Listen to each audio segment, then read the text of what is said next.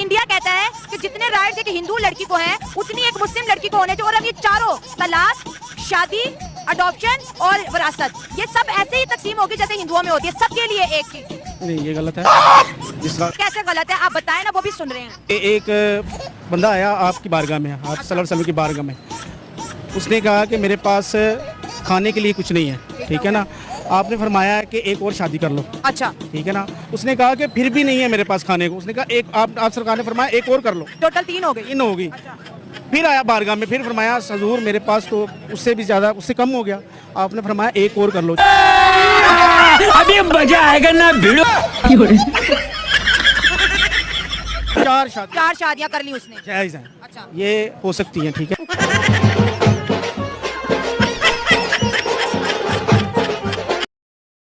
नमस्कार दोस्तों, आपका स्वागत है मेरे YouTube channel Pakistani media all India latest news. India के साथ हम खुद को कंपेयर नहीं कर सकते। हम इंडिया की न्यूज़ से बहुत ज्यादा ऊंची है। कौन है ये पागल आदमी?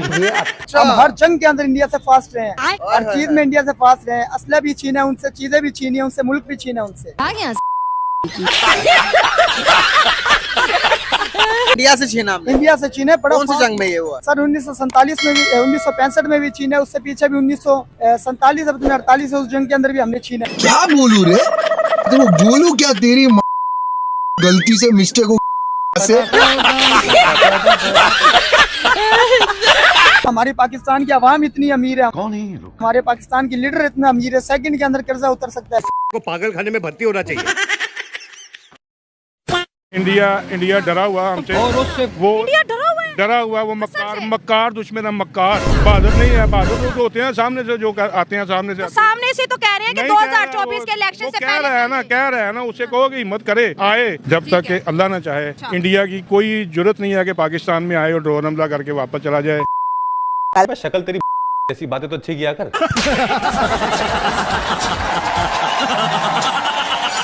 हमारे पास सबसे बड़ी जो एटमी कुव्वत है ना, उसी वजह से हम एटम बम।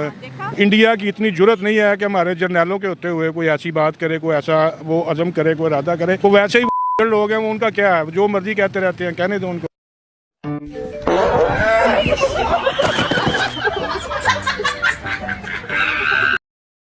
बांग्लादेश के अंदर 1.5 करोड़ से ज्यादा हिंदू पाए जाते हैं। सर हिंदूज के लाइफ जो बता रहे हैं कि डेंजर में है। तो आपके गुर्दे में क्यों दर्द हो रहा है? देखिए असल में ना, इन हालात को इंडिया हिंदुओं ने खुद डिस्टेबलाइज किया है। कैसे सर? हिंदू ने भी तो मुस्लिम को या दूसरे मुजाहिब को, हर एक को उसने डिस्टेबलाइज करने की कोशिश। अम्मा बहन पे आ जाऊंगा मैं, इनकी अम्मा बहन पे आ जाऊंगा। इंदिरा गांधी ने, यहाँ उसके बाद बीजेपी ने, वो जो इश्यूज लेके आ रही हैं वो क्या है, खिते में बदअमनी पैदा की जाए। जैसे कि पाकिस्तान अगर एक कदम बढ़ाता है तो पता लगता है कि पाकिस्तान के पानी को बंद कर दिया जाता है। क्योंकि अल्लाह के फजल से हम बड़े ही बेईमान मुसलमान हैं। हम चाहते ही नहीं ऑनेस्ट होना। हम कैसे ऑनेस्ट हो सकते हैं? मैं खुद बेईमान हूँ अपने साथ।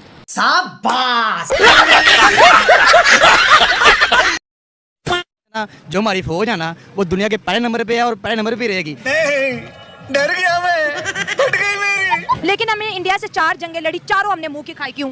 कैसे? कौन कौन कौन? हमने उनसे 1971 में हारे, 1965 में हारे, कारगिल में हारे, 1948। मैम आपने माशाल्लाह वेल एजुकेटेड है, लेकिन आप ना अच्छे तरीके से से तहकीक करें। सिर्फ कारगिल की जंग के अलावा ना, कारगिल की जंग के अलावा जो पिछली 3 जंगें हुई है ना, वो मुसलमानों ने पता की है, पाकिस्तान ने पता की। मुझे ये भी पता है कि बांग्लादेश क्यों मसला पैदा हुआ। आपको खाली बांग्लादेश का पता है? बांग्लादेश, श्रीलंका और नेपाल भी पाकिस्तान से निकले। कुछ ज्यादा नहीं हो गया, मतलब कुछ भी। मैं ये देखिए कैमरे में ओपन चैलेंज है, लाखों लोग इस टाइम आपको देखेंगे। चारों जंगे हमारे जर्नैलों की किताबें हैं, उनके इंटरव्यूज हैं, आप देखें, आपको पता चलेगा। मुझे सर, मैम मुझे पता है, कोई भी जंग नहीं जीता मुझे बड़ा कहीं का। चला रे। पाकिस्तान ने जो चाइना की मदद के साथ मून मिशन लॉन्च किया है फ्राइडे को, चाइना के अंदर से एक रॉकेट उड़ाया गया और अब जो है ये कहा जा रहा है कि पाकिस्तान का ये फेक मिशन था, पाकिस्तान का प्रोपेगेंडा बेनकाब हो गया। क्या कहना चाहेंगे? सोशल मीडिया पे मजाक बन गया हमारा। खबरदार, बाप है हमारा। यार मजाक तो बनना ही था, क्योंकि मुझे ये मिशन ही नॉन पीटीए लग रहा था। अब मिशन चाइना की मदद से पाकिस्तान ने किया है, तो पाकिस्तान का तो कोई नामो निशान, ना कोई साइंटिस्ट जा रहा है पाकिस्तान का, उसके ऊपर ना पाकिस्तान का हमें फ्लैग नजर आ रहा है। भाईजान झंडा लगाओ, कोई आवाम को पता लगे। चाइना में किसी को भी नहीं ये बात पता। अरे अरे अरे अरे ये तो होना ही था। चाइनीज लोगों को पता ही नहीं है कि मिशन पाकिस्तान ने करवाया है चाइना की मदद से। चाइना के जो मीडिया चैनल इसकी कवरेज कर रहे थे, किसी ने एक बार पाकिस्तान का नाम तक नहीं लिया। क्या बनाया तुमको? चाइनीज लोगों को नाम लेंगे भी क्यों? क्योंकि मुझे असलियत ये लग रही है कि ऐसा कुछ है ही नहीं। कैसा लगा मेरा मजाक?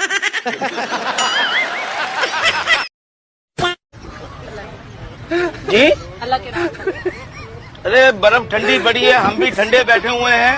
आपको अल्लाह के नाम पर सारा दिन यही काम रह गया हमारा।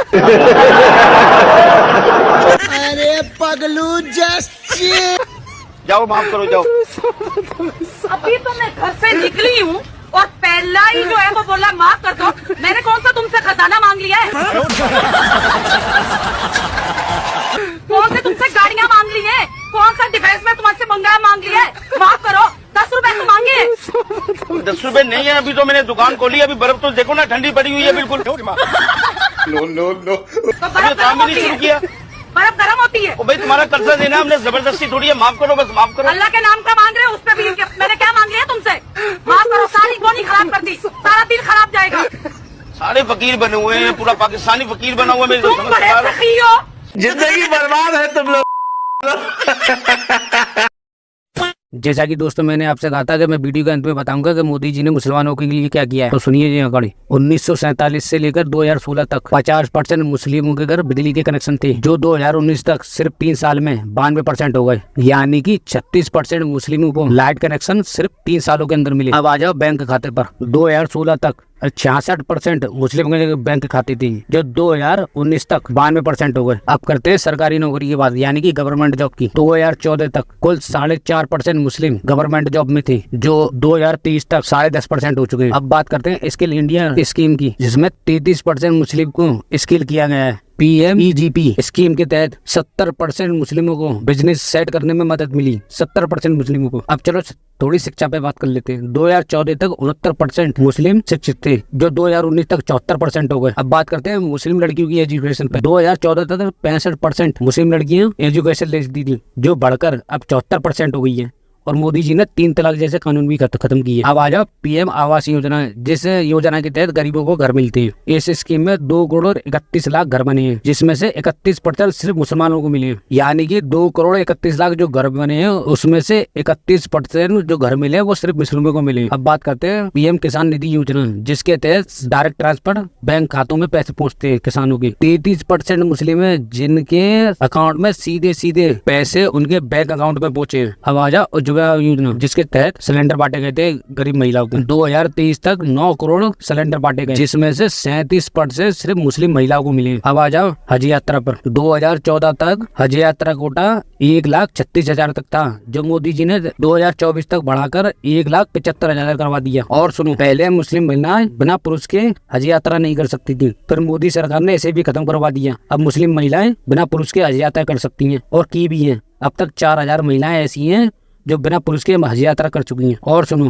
पहले हज यात्रा पर जो GST 18% थी, जो मोदी सरकार ने हटा के सिर्फ 5% कर दी, जिससे हवाई जहाज का किराया कम हो सके। दोस्तों आंकड़े और भी हैं, इसके लिए मैं एक पूरी वीडियो बनाऊंगा। तो दोस्तों अब आप खुद ही डिसाइड कीजिए कि मोदी जी मुस्लिम विरोधी है या नहीं। तो फिर मिलते हैं नेक्स्ट वीडियो में, जब तक के लिए जय हिंद।